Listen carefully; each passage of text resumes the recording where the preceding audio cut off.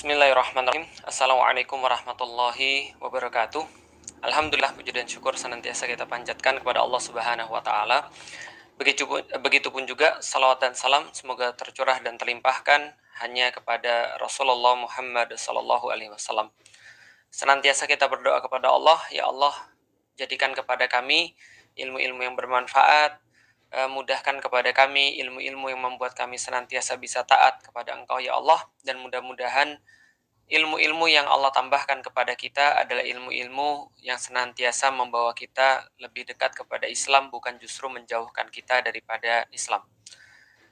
Kita juga memohon kepada Allah, mudah-mudahan kita senantiasa diberikan oleh Allah kemudahan untuk senantiasa mencintai apapun yang Rasulullah Sallallahu Alaihi Wasallam cintai, membenci yang Rasulullah Sallallahu Alaihi Wasallam benci, dan juga mengikuti akhlak Rasulullah Sallallahu Alaihi Wasallam, bahwasanya beliau senantiasa mengutamakan Allah lebih daripada segala sesuatu yang lain. Teman-teman sekalian, saudara rahmati Allah, ini adalah sebuah live singkat yang saya pengen buat karena menurut saya ada banyak sekali yang perlu dibicarakan, yang perlu untuk disampaikan. Namun mungkin waktu yang terbatas, waktu yang mungkin tidak terlalu luang, membatasi kita daripada hal-hal yang mungkin lebih komplit dan lebih lengkap, dan insya Allah akan kita bahas pada waktu-waktu yang lain. Saya pengen cerita teman-teman sekalian. Saya punya teman. Kalau ini namanya bisa di spill gitu ya. Namanya Fuad. Namanya Fuad Naim. Seperti yang teman-teman tahu, Fuad Naim itu dia adalah orang yang sangat terpengaruh dengan Hallyu. Jadi dia sangat suka sekali dengan Hallyu. Dia suka sekali dengan Korea dan segala sesuatunya. Ketika dia suka dengan konsep Hallyu, suka dengan drama Korea, dia suka dengan boy band Korea dan segala macamnya, itu membawa dia pada satu konsekuensi. Apa konsekuensinya? Konsekuensinya adalah dia mulai menyukai segala sesuatu yang berbau Korea. Dia ceritain pokoknya waktu itu handphonenya harus merek Korea. Walaupun pada saat itu orang-orang mungkin belum banyak yang pakai handphone merek Korea. Banyaknya mungkin pakai handphone merek-merek mainstream pada saat itu. Dan dia merasa satu saudara, ukhuwah gitu kan, ukhuwah Hallyu gitu ya, dengan orang-orang yang memakai produk-produk Korea. Bahkan saking ekstrimnya kata dia, ketika dia mendengar lagu kebangsaan Korea itu dinyanyikan, itu dia punya rasa untuk mau bangun lalu kayak ikut menghormati gitu ya. Jadi ya kayak orang-orang Korea pada umumnya. Dia juga suka dengan bahasa Korea. Dia mulai ketika temennya ngobrol sama dia ngomong anyong gitu ya, lalu kemudian apa lagi, cinca gitu kan, segala macam, saya nggak tahu lah. Tapi yang jelas dia bilang sampai waktu itu catatan-catatan kuliah dia itu berbahasa Korea. Intinya adalah suka kepada drama Korea pada awalnya menjadikan dia menstandarkan kebaikan itu adalah Korea. Atau dia itu menjadikan Korea itu sebagai sesuatu yang keren bagi dia, sesuatu yang bagus bagi dia. Dan dia benar-benar menyukai segala sesuatu yang berbau dengan Korea. Apakah itu adalah tradisinya, apakah itu adalah bahasanya jelas, lalu kemudian budayanya, dan seterusnya. Itu teman saya namanya Fuad. Saya punya teman yang lain, saya nggak bisa spill namanya karena ini berkaitan dengan sesuatu yang nggak baik. Dia sangat tidak suka dengan segala sesuatu yang berbau India. Bukan saya ya, saya terpengaruh dia aja gitu ya. Saya punya teman, dia nggak suka dengan segala sesuatu yang berbau India. Menurut dia India tuh norak. Menurut dia India itu nggak masuk akal. Menurut dia India itu over gitu ya. Itu yang dilihat oleh dia dari film-film India.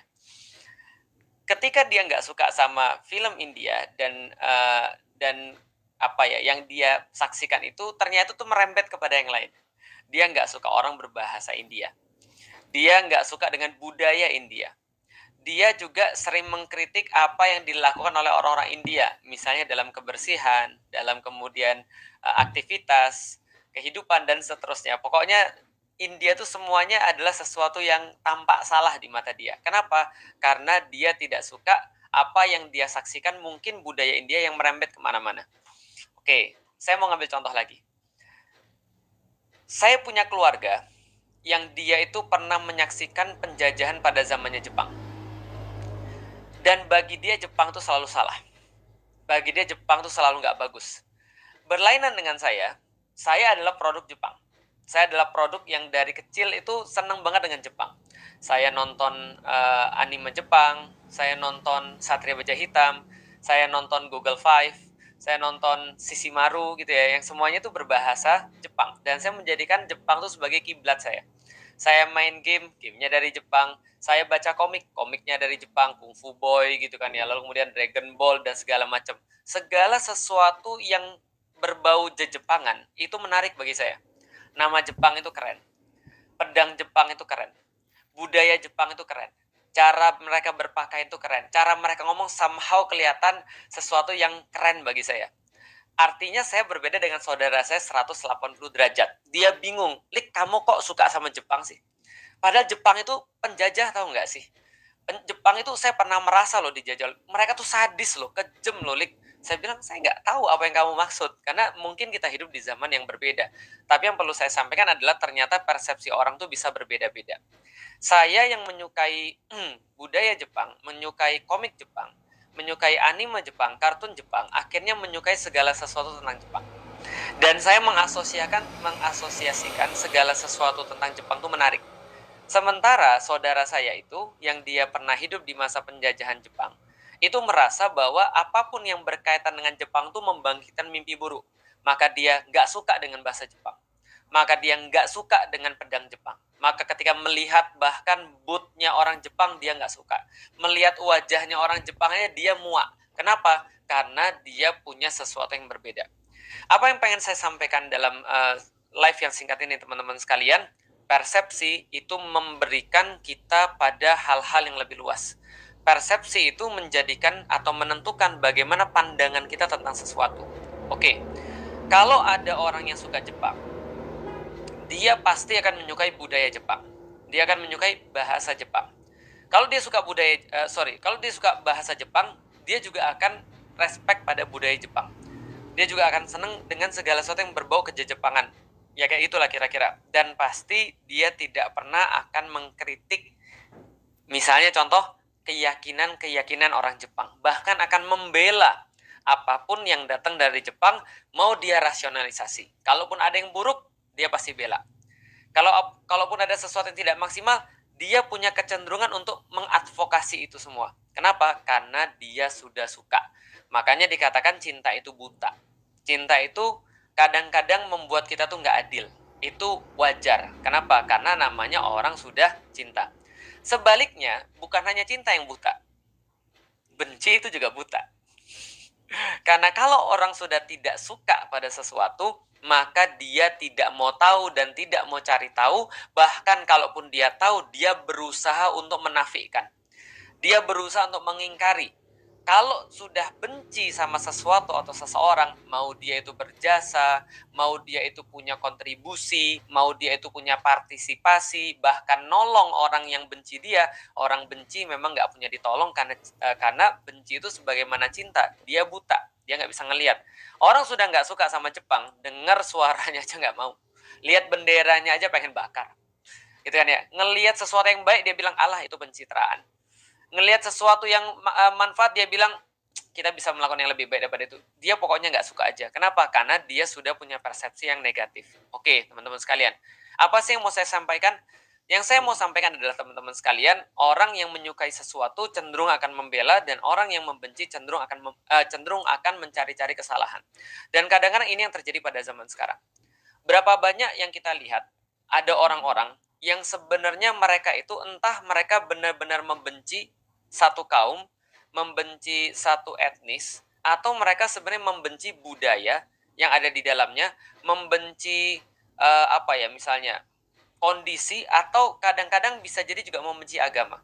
Kenapa saya mengantarkan sebegitu panjang untuk kampanye deradikalisasi, kampanye bahwa Islam itu intoleran, Islam itu ekstrim, Islam itu radikal, itu kemudian disampaikan. Ada satu kata-kata yang sering saya dengar. Apa? Bahwa Islam itu diidentikan dengan Arab. Ya kan? Maka muncul bagaimana cara orang-orang yang nggak suka dengan Islam sebenarnya untuk ngata-ngatain orang-orang yang bagi mereka terlalu Islami, mereka sebut mabuk agama. Mereka sebut kadal gurun. Mereka sebut unta padang pasir dan seterusnya. Kenapa? Karena mereka berusaha untuk mengidentikan antara Islam itu sama dengan Arab. Nah, kalau ini yang terjadi teman-teman sekalian, artinya berdasarkan contoh yang sudah kita bisa ambil di depan, kita bisa untuk berpikir ataupun berasumsi, mengira-ngira, jangan-jangan kebencian dia terhadap Arab atau kebencian orang-orang yang memang gak suka terhadap Arab itu jangan-jangan diawali atau diinisiasi oleh kebenciannya terhadap Islam. Karena orang benci Arab itu bisa jadi benci Islam. Dan orang benci Islam bisa jadi ikut-ikutan benci Arab. Seperti yang saya sampaikan dalam cerita di awal.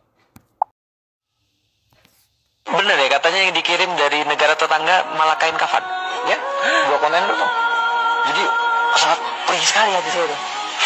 Inggris, Amerika mengirim senjata, Barat mengirim kain kafan. Itu orang belum mati. Pengajar sih.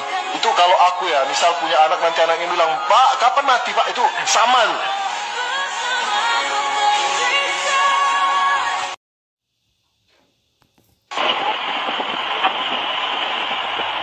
Sarap Pak, sarap.